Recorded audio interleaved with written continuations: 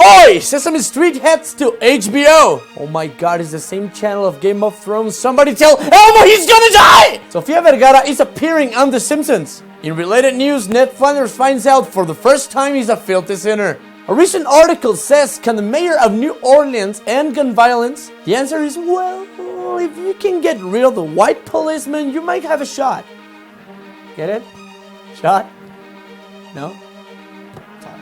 And YouTube is launching a new comedy news show. No, guys, we're sorry. This is not Jon Stewart. It's just us. Yo soy Chumelteros y esto es El Pulso.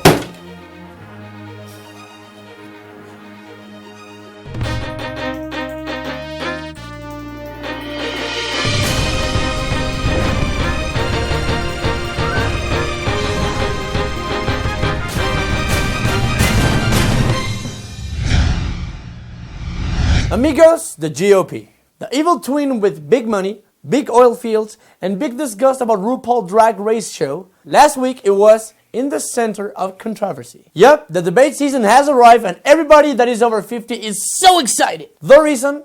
Donald Trump.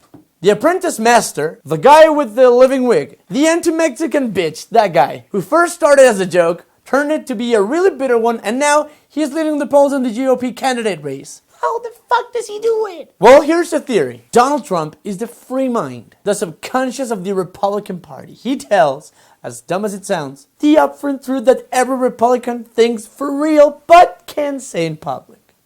You see? It's like having a friend who tells exactly what you think but didn't want to say. Hey, Becky, I just wanted to ask you, are you free tonight?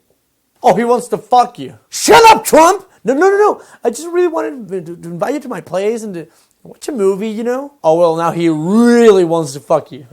Shut the fuck up, man. No, really, Becky. I mean, just pizza and we can talk and just the two of us. Oh, he wants to fuck you so hard. So, well, with this kind of leadership in the polls, the debate was really entertaining. Spoiler, it was not.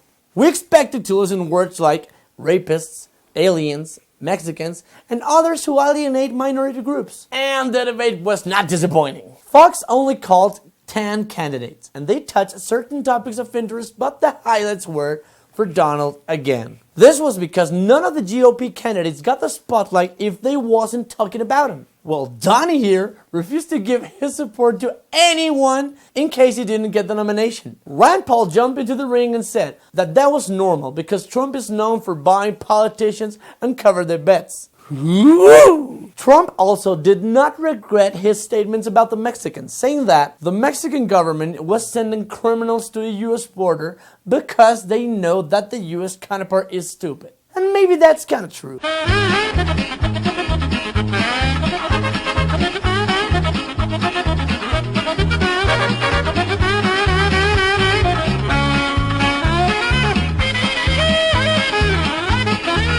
But the weapons those criminals carry don't have the Made in Mexico print in the bullets, do they? Nope, they're made by the US, mister. This festival of sadness, or Lollapaloozers if I had to put a name on it, just reaffirms everybody's prediction. The GOP is making history with its lack of intelligence and most of all, leadership. In any democracy, a strong opposition is needed to make a catharsis, to make a change, to be part of the criticism that make countries great. But in this fight for clicks, likes, and online popularity, the GOP race, it's becoming more like a casting of the worst internet show ever. And an asshole is winning it. Regresamos.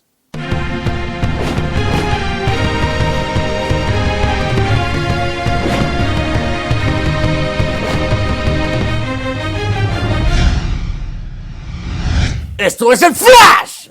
Amigos, I'm pretty sure you haven't seen El Pulso de la República, our Spanish-speaking brother channel, because you only see soap operas, laughing and smoking marijuana. But I really have to tell you something. I have an expertise. Did I say expertise? No.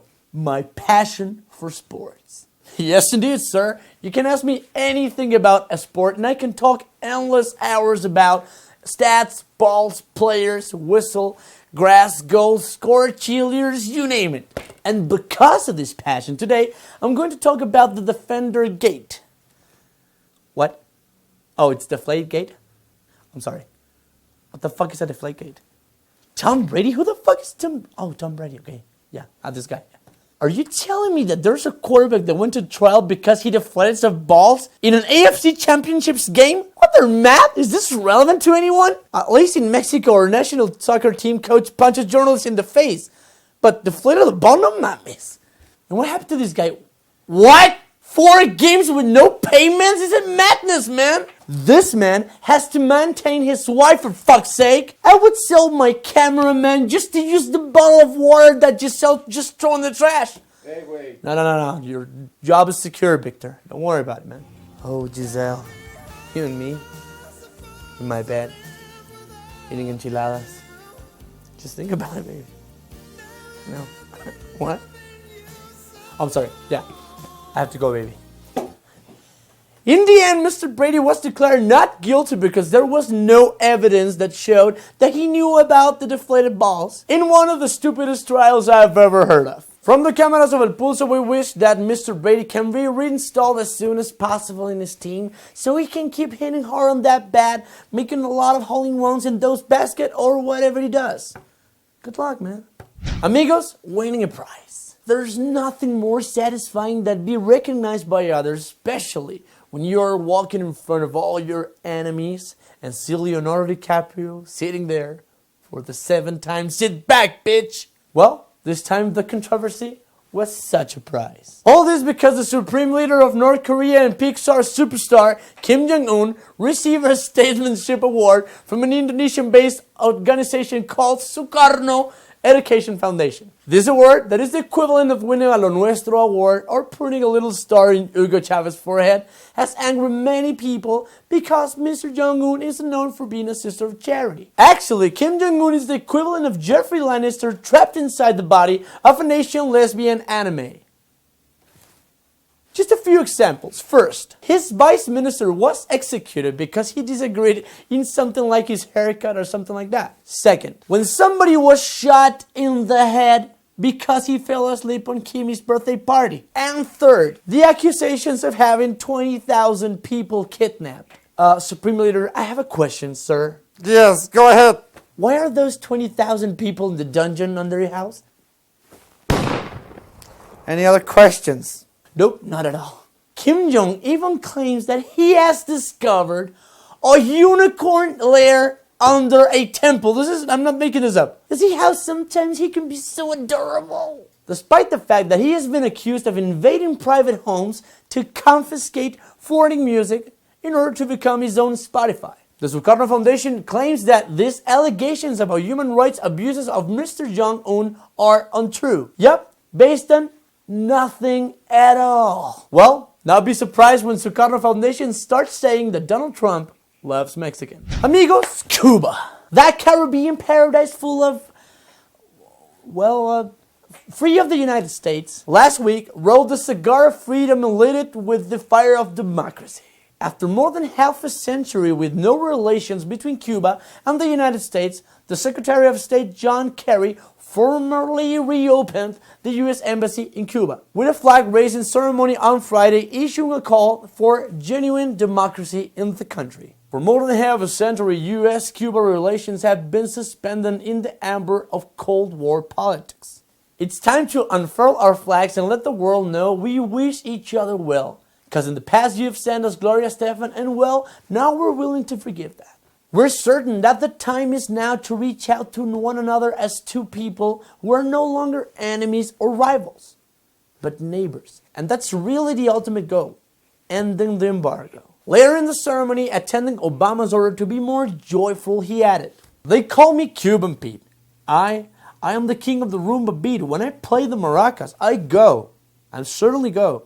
Chin chicka boom. And then again, chin chicka boom." Well, we really wish well for the two countries, especially for our Cuban brothers. And we just hope that bringing the U.S. back doesn't mean filling the aisle with McDonald's and Starbucks, because bringing democracy to a country doesn't necessarily mean bringing delicious, overpriced junk food. Regresamos.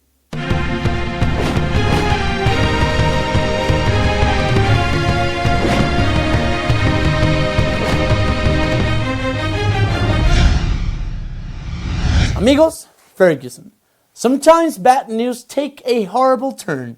This time is one of those. Last Friday, the government of St. Louis County extended for at least 24 hours a state of emergency in Ferguson, Missouri, which has been the scene of protests a year after an unarmed black teenager was killed by a white police officer. We all remember the case, but as the events of marking the anniversary of Michael Brown's death descended into violence in Ferguson this week, a handful of heavily armed white men were spotted patrolling the St. Louis suburb. What are these motherfuckers? They were no less than right-wing vigilantes that belong to a group called the Oath Keepers, which has pledged to defend the Constitution against all enemies, foreign and domestic. Enemies? We're talking about civilians here. Those civilians were protesting pacifically to the gruesome crime that took place in the very place they live in. This is the assassination of a person by the police. In that regard, aren't the policemen the enemy? These Oath Keepers should put the guns down away from the people and take a stand in order to avoid these things happening in the future. Patrolling a peace protest carrying a gun makes the same sense as going to a Nickelback concert and being a fan of good rock music. Excuse me, sir, why are you carrying a gun on the street? Well, you see, I'm patrolling those guys that are protesting against violence. Yeah, but looking for what? I don't know. See if they get violent. And then what? Well, I'm gonna shoot the guys in the face with my gun. Why? Because I don't want any violence in my town, brother, that's why. So, you are against violence, but willing to shoot someone. Yup, we want peace. But you have a gun. You know what? Forget it. This is not the first time these idiots have been spotted in Ferguson, appearing on rooftops when the protests erupted there in November. Look at this guy. This gentleman is the leader of the Oath Keeper division in Missouri. Oh, of course it makes me feel safer to see a suburban Sean Connery standing on the rooftop with two AK-47s, all dressed in Rambo outfit. Oh, thank you, sir. You're doing a great job keeping the enemies away. And by enemies, we mean your neighbors. A recent investigation by Mother Jones showed up that these bastard Oath Keepers is one of the fastest growing patriot organizations of the right. Yup. Apparently, patriotism is not anymore about teaching the kids about justice and honesty and honoring freedom and democracy. Nope. Let's just take our guns and stand creepily in the rooftop of our houses. That will teach the kids some values. America! I'm just going to dig a little deeper into this Oath Keeper extravaganza. The founder, a guy named Stuart Rhodes, in 2011 stated that his group mission was to persuade the guys with the guns not to violate the Constitution. Really? Persuade someone with guns not to violate the law? The last guy who did that was Hitler, sir. Also, Mr. Rhodes was fascinated by the notion that Hitler could have been stopped if German soldiers and police had refused to follow orders. Okay, let's use some logic here. Follow orders? That is soldiers and police job, isn't it? Because that's the law. So, if you are against people violating the law, why are you fascinated by the idea of these guys breaking it? Why not using the brain instead of guns, sir? Enfin, from El Pulso, we wish that the Ferguson protesters find the way to see justice in this very sad story. And also that justice finds Michael Brown. Because the only thing these guys are finding is sociopaths standing on rooftops with guns. Regresamos. Well, that's it for us. I am Chumel Torres, and this is El Pulso. Your subscription and thumbs up are greatly appreciated. I'm gone, but before I go, I'd like to remind you, as every week, los amo, estúpido.